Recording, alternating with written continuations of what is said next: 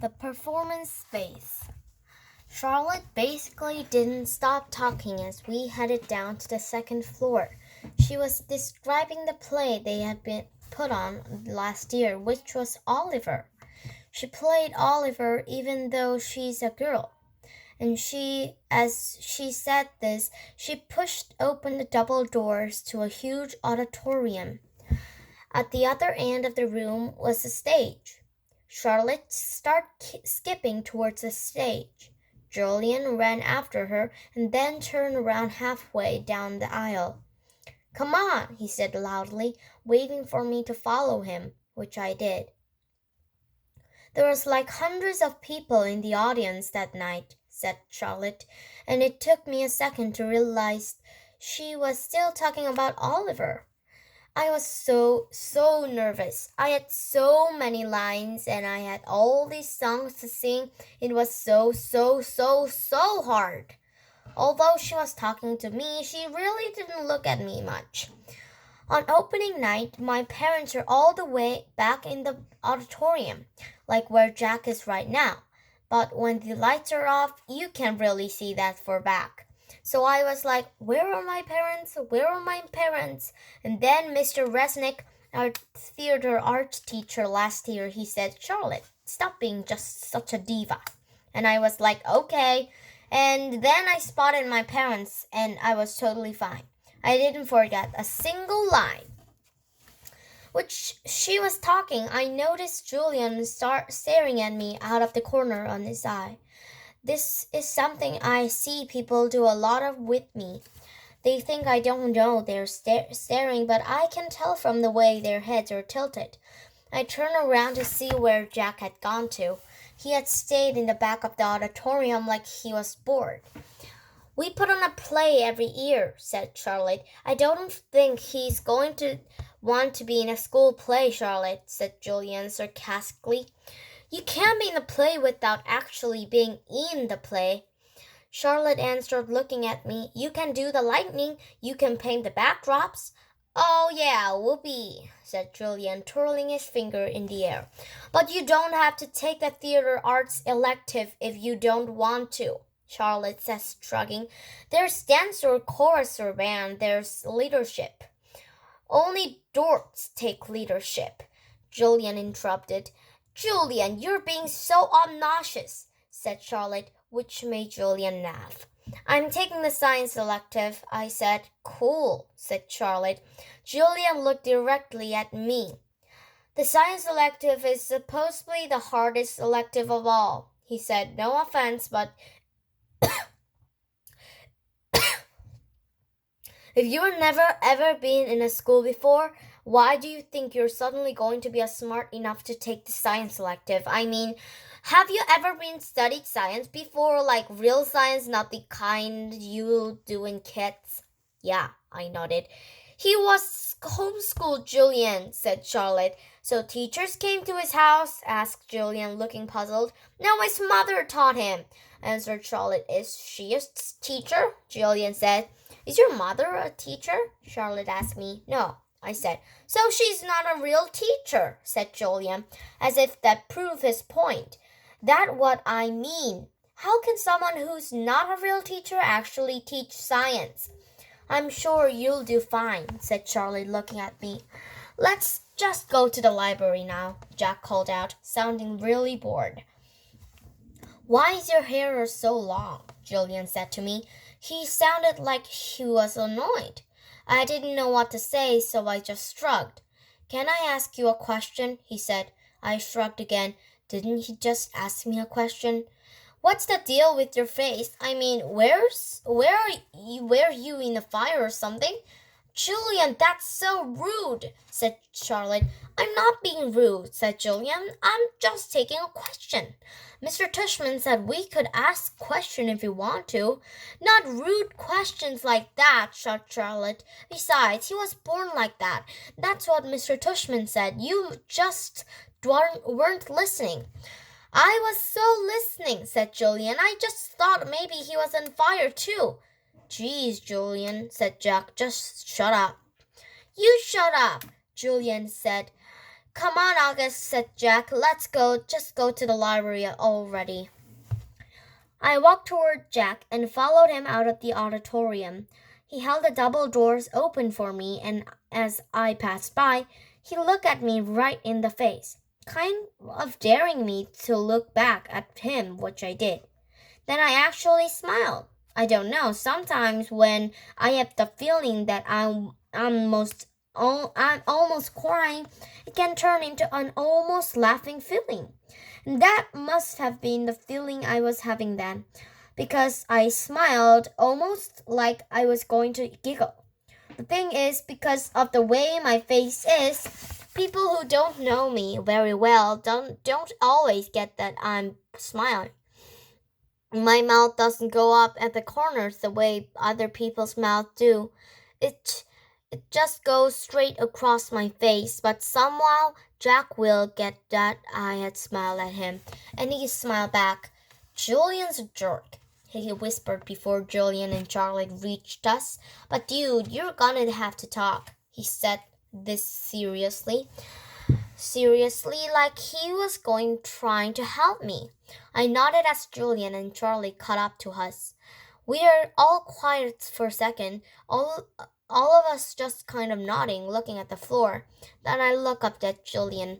The words supposedly, by the way, I said. What are you talking about? You said supposedly before. I said, I did not. Yeah, you did. Charlotte nodded. You said the science elective is supposedly really hard. I heard you. I absolutely did not, he insisted. Whatever, said Jack. Let's just go. Yeah, let's just go, agreed Charlotte, following Jack down the stairs to the next floor. I started to follow her, but Julian caught right in front of me, which actually made me stumble backwards. Oops, sorry about that, said Julian. But I could tell from the way he looked at me that he wasn't really sorry at all. The deal. Mom and Mr. Tushman were talking when we got back to the office. Mrs. Garcia was the first to see us come back, and she started smiling her shiny smile as we walked in. So, August, what did you think? Did you like what you saw? She asked. Yeah, I nodded, looking over at Mom. Jack, Julian, and Charlotte were standing by the door, not sure where to go or if they were still needed. I wonder what else they'd been told about me before they met me. Did you see the baby chick? Mom asked me. As I shook my hand, Julian said, Are you talking about the baby chicks in science? Those get donated from the farm at the end of every school year. Oh, said Mom, disappointed. But they hatch new ones every year at science, Julian added. So August will be able to see them again in the spring. Oh, good, said Mom. I mean, they're so cute, August. I wish she wouldn't talk to me like I was a baby in front of the other people. So, August, said Mr. Tushman, did these guys show you around enough, or do you want to see more? I realize I forgot to ask them to show you the gym. We did anyway, Mr. Tushman, said Julian. Excellent, said Mr. Tushman. And I told him about the school play and some of the electives, said Charlotte. Oh, no, she said suddenly. We forgot to show him the art room. That's okay, said Mr. Tushman. But we can show it to him now, Charlotte offered. We have to pick up the Via up soon, I said to Mom. That was our signal for my telling Mom if I really want to leave. Oh, you're right, said Mom, getting up. I could tell she was pretending to check the time on your watch. I'm sorry, everybody. I lost track all of the time. We have to go pick up my daughter at her new school. She's taking an unofficial tour today. This part wasn't a lie. That Via was checking out of her new school today. The part that was a lie was that we were picking her up at the school, which we weren't. She was coming home with Dad later. Where does she go to school? Asked Mr. Tushman, getting up. She's starting Faulkner High School this fall. Wow, that's not an easy school to get into. Good for her. Thank you, said Mom, nodding. It'll be a bit of scallop, though. The 8 train down to 86th and the crosstown bus all the way to the east side. Take us an hour that way, but it's just a 15 minutes drive. It'll be worth it. I know a couple of kids who get into Faulkner and love it, said Mr. Tushman. We should really go, Mom, I said, tugging at her pocketbook. We said goodbye kind of quickly after that. I think Mr. Tushman was a little surprised that we were leaving so suddenly, and then I wondered if he wouldn't blame Jack and Charlotte, and though it was really only Julian who made me feel kind of bad. Everyone was really nice. I made sure to tell Mr. Tushman before we left. I look forward to having you as a student, said Mr. Tushman, patting my back. Bye, I said to Jack, Charlotte, and Julian, but I didn't look at them, or look at it all, until I left the building. Home. As soon as we had walked at the last block from the school, Mom said, So, how did it go? Did you like it? Not yet, Mom, when we got home, I said. The moment we got out inside the house, I ran to my room and threw myself into bed. I could tell Mom didn't know what was up, and I guess I really didn't either. I felt very sad and a tiny bit happy at the exact same time, kind of like that laughing and crying feeling all over again. My dog Daisy followed me into the room, jumped on the bed, and started licking me all over the face. Who's a good girlie? I said in my dad's face. Who's a good girlie? Is everything okay, sweetness? Mom said. She wanted to sit down beside me, but Daisy was hogging the bed. Excuse me, Daisy, she sat down, nudging Daisy over. Were those kids not nice to you, Augie? Oh, no, I said, only half lying. They're okay. But were they nice? Mr. Tushman went out of this way to tell me what sweet kids they are. Uh-huh, I nodded, but I kept looking at Daisy, kissing her on the nose and rubbing her ear until her back leg did that little flea scratch shake. The boy Julian seems especially nice, Mom said. Oh, no, he was the least nice. I like Jack, though. He was nice. I thought his name was Jack Will, but it's just Jack. Wait, maybe I'm getting them confused. Which one was the one with the dark hair that was bruised forward? Julian? And he wasn't nice? No, not nice. Oh, she thought about this for a second. Okay, is he kind of the kid who's on the way in front of grown-ups and other way in front kids? Yeah, I guess. Hate those, she answered, nodding. He was like, So, August, what's the deal with your face? I said, looking at Daisy the whole time. Were you in a fire or something? Mom didn't say anything. When I looked up at her, I could tell she was completely shocked. He didn't say it in a mean way, I said quickly. He was just asking. Mom nodded. But I really like Jack, I said. He was like, Shut up, Julian. And Charlie was like, You're so rude, Julian. Mom nodded again. She pressed her fingers on her forehead like she was pushing against the headache. I'm so sorry, Augie, she said quietly. Her cheeks were bright red. No, it's okay, Mom, really. You don't have to go to school if you don't want, sweetie. I want to, I said. Augie, really, Mom, I want to. And I wasn't lying. First day jitters. Okay, so I admit that the first day of school I was so nervous that the butterflies in my stomach were more like pigeons flying around my insides. Mom and Dad are probably a little nervous too, but they act all excited for me, taking pictures of me and Via before we left the house, since it was Via's first day of school too. Up until the few days before, we still weren't sure I would be going to school at all. After my tour of the school, Mom and Dad had reversed sides in whether I should go or not. Mom was now the one saying I shouldn't go, and Dad was saying I should. Dad had told me he was really proud of how I'd handled myself with Julian, and that I was turning into quite a strong man. and I heard him tell Mom that he now thought she had been right all along. But Mom, I could tell, wasn't so sure anymore.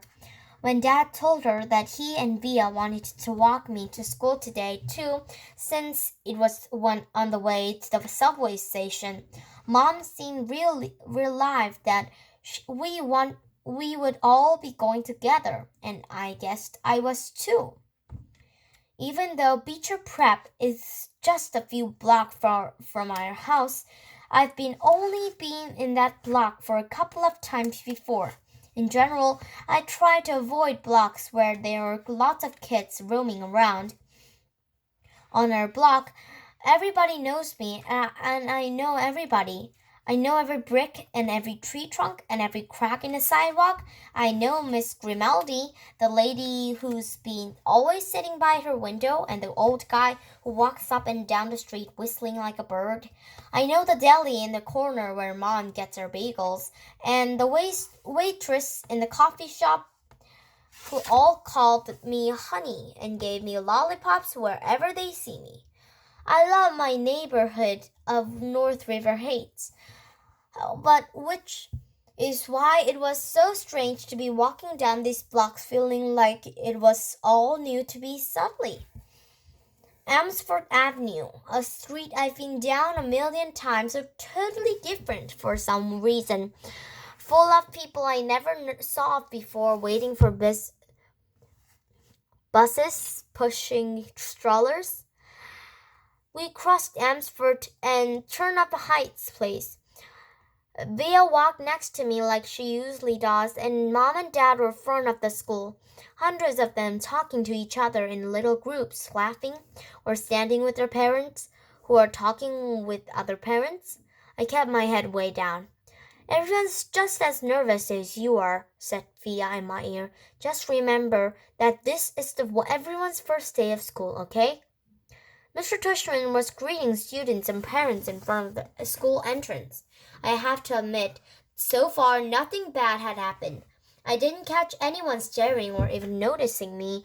Only once did I look up to see some girls looking my way and whispering with their hands cupped over their mouths. But they looked away when they saw me notice then.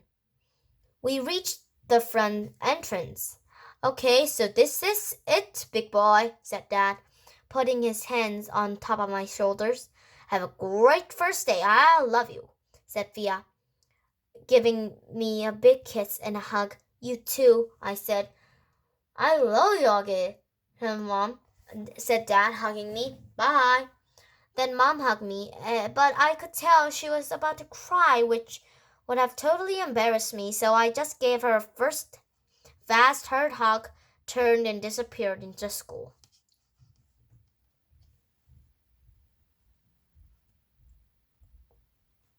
Locks. I went straight to room 301 in the third floor. Now I was glad I'd gone on that little tour because I knew exactly where to go and didn't have to look up at once. I noticed that some kids were definitely staring at me now. I did my thing of pretending not to notice. I went inside the classroom and the teacher was writing on the chalkboard while all the kids started sitting at different desks. The desks were in a half circle facing the chalkboard, so I chose the desk in the middle towards the back, which I thought would make it harder for anyone to stare at me. I still kept my head way down, just looking up enough from under my bench to see everyone's feet. As the desk started to fill up, I did notice that no one sat down next to me. A couple of times someone was about to sit next to me, then changed his or her mind at the last minute and sat somewhere else. Hey, August, it was Charlotte, giving me her smile wave, and as she sat down in a desk in the front of the class. Why anyone would ever choose to sit away up front in class, I didn't know. Hey, I said, nodding hello. Then I noticed Julian was sitting a few seats away from her, talking to some other kids. I know he saw me, but he didn't say hello. Suddenly, someone was sitting down next to me. It was Jack Will. Jack! What's up? He said, nodding at me. Hey, Jack, I answered, waving my hand, which I immediately wished I hadn't done because it felt kind of uncool. Okay, kids, okay, everybody settle down, said the teacher, now facing us. She had been writing her name, Mr. Petosa, on the chalkboard. Everybody find a seat, please. Come in, she said to a couple of kids who had just walked into the room. There's a seat there and right there. She hadn't noticed me yet. Now, the first thing I wanted everyone to do is stop talking, and she noticed me. Put your backpacks down and quiet down. She had only hesitated for a millionth of seconds, but I could tell the moment she saw me. Like I said, I'm used to it by now. I'm going to take attendance and do the seating chart, she continued, sitting in the edge of her desk. Next to her were 3 neat rows of accordion folders. When I called your name, come up and I'll hand you a folder with your name on it. It contains your class schedule and your combination lock, which you should not try to open until I tell you to. Your locker number is written on the class schedule. Be forewarned that some lockers are not right outside this class but down the hall.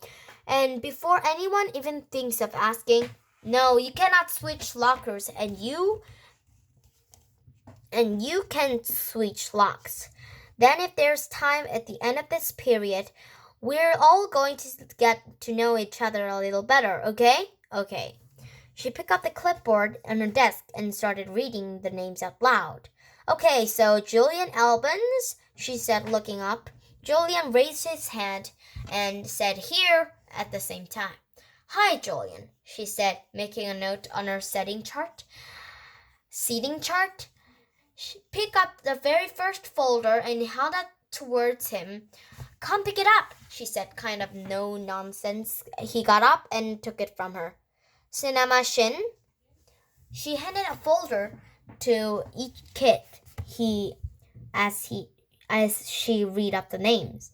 As she went down the list, I noticed that the seat next to me was the only one still empty, even though there was 2 kids sitting at one desk just a few seats away.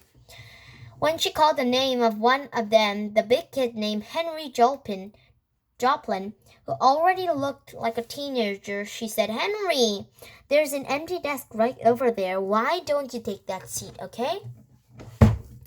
She handed him his folder and pointed to the desk next to mine. Although I didn't look at him directly, I could tell Henry did not want to move next to me just by the way he dragged his backpack on the floor and he came over, like he was moving the slow motion. Then he plopped his backpack up really high on the right side of the desk, so it was kind of like all the wall between his desk and mine.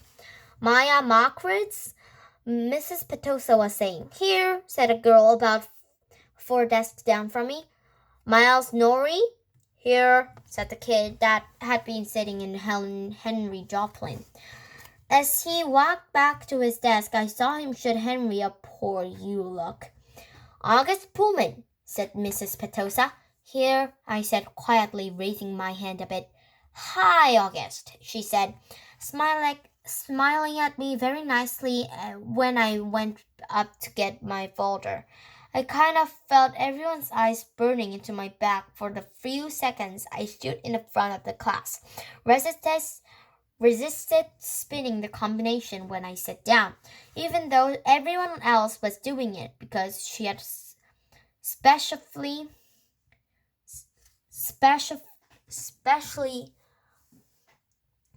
told us not to. I was already pretty good at opening locks anyway, because I've used to them on my bike. Henry kept trying to open his lock but couldn't do it. He was getting frustrated and kind of cursing under his breath. Mrs. Petosa called out the next few names. The last one was Jack Will. After she handed Jack his folder, she said, Okay, so everybody write your combinations down somewhere safe that you won't forget, okay? But if you do forget, which happens at least 3.2 times per semester, Mrs. Garcia had a list of all the combination numbers. Now go ahead, take your locks out of your folders and spend a couple of minutes practicing how to open them. Though I know some of you went ahead and did that anyway. She was looking at Henry when she said that. And in the meanwhile, I'll tell you guys a little something about myself. And then you guys can tell me a little about yourselves and we'll get to know each other. Sound good? Good. She smiled at everyone, though I felt like she was smiling at me at most. It wasn't a shiny smile like Mrs. Garcia's smile, but a normal smile like she meant it. She looked very different from what I thought teachers are going to look like. I guess I thought she'd look like a Mrs. Fowl from Jimmy Neutron, an old lady with a big bun on top of her head. But, in fact, she looked exactly like Mon Mothma from Star Wars Episode 6. Haircut kind of like a boy's, and a big white skirt kind of like a tunic. She turned around and started writing on the chalkboard. Henry still couldn't get his lock to open, and he was getting more and more frustrated every time someone else popped one open. He got really annoyed when I was able to open mine in the first try. The funny thing is, if he hadn't put the backpack between us, I most definitely would have offered to help him. Around the room, Mrs. Petosa told us a little about who she was. It was boring stuff about where it originally came from and how she always wanted to teach, and she left her job in Wall Street about 6 years ago to pursue her dream and teach kids. She ended by asking if anyone had any questions, and Julian raised his hand. Yes, she had to look at the list to remember his name. Julian. That's cool about how you're pursuing your dream, he said. Thank you. You're welcome, he smiled proudly. Okay, so why don't you tell us a little about yourself, Julian? Actually, here's what I want everyone to do. Think of 2 things you want other people to know about you. Actually, wait a minute. How many of you came to Beecher Lower School? About half the kids raised their hands. Okay, so a few of you already know each other, but the rest of you, I guess, are new to the school, right? Okay, so everyone think of 2 things you want to other people to think of things they don't really already know about you, okay? Okay, so let's start as Julian and we'll go around the room. Julian scrunched up his face and started tapping his forehead like he was thinking really hard. Okay, whenever you're ready, Mrs. Petosa said. Okay, so number 1 is that do me a favor and start with your names, okay? Mrs. Petosa interrupted. It'll help me remember everyone. Oh, okay. So my name is Julian, and the number 1 thing I'd like to tell everyone about myself is that I just got Battleground Mystic for my Wii, and it's totally awesome. And the number 2 thing is that we got a ping pong table this summer. Very nice. I love ping pong, said Mrs. Petosa. Does anyone have any question for Julian? Is Battleground Mystic multiplayer or 1 player? Said the kid named Miles. Not those kinds of questions, guys, said Mrs. Petosa. Okay, so how about you? She pointed to Charlotte, probably because her desk was closer to the front. Oh, sure. Charlotte didn't hesitate for even a second, like she knew exactly what she wanted to say.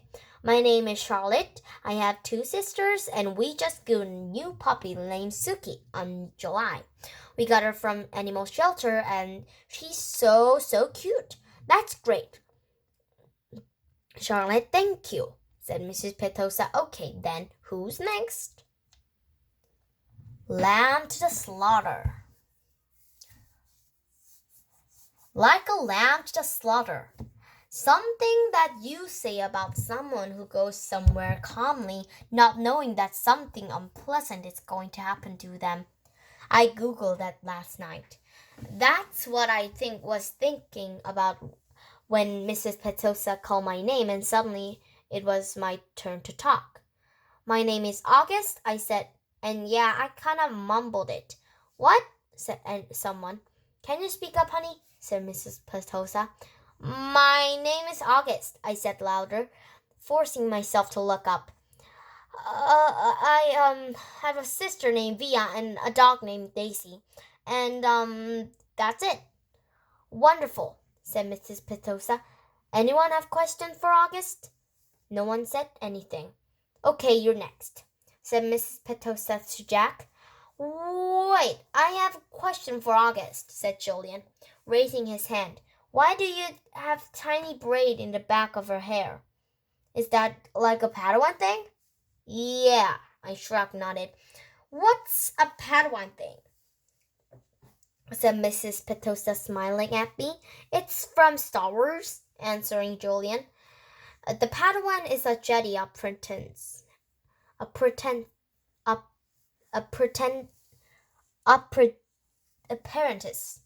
Oh, interesting, answered Mrs. Petosa, looking at me. So are you into Star Wars, August? I guess, I nodded, not looking up because what I really wanted was just to slide under the desk. Who's your favorite character? Julian asked. I started thinking maybe he wasn't so bad. Jango Fett? Oh, what about Darth Sidious? He said. Do you like him? Okay, guys, you can talk about Star Wars stuff at recess, said Mrs. Petosa cheerfully. But let's keep going. We haven't heard them from you yet, she said to Jack. Now, it was Jack's turn to talk, but I admit I didn't hear what a word he said. Maybe no one got the Darth Sidious thing, and maybe Julian didn't mean anything at all. But in Star Wars Episode 3, Revenge of the Sith, Darth Sidious' face gets burned by Sith lightning and becomes totally deformed. His skin gets all shriveled up and the whole face just like kind of melts. I picked at Julian and he was looking at me. Yeah, he knew what he was saying.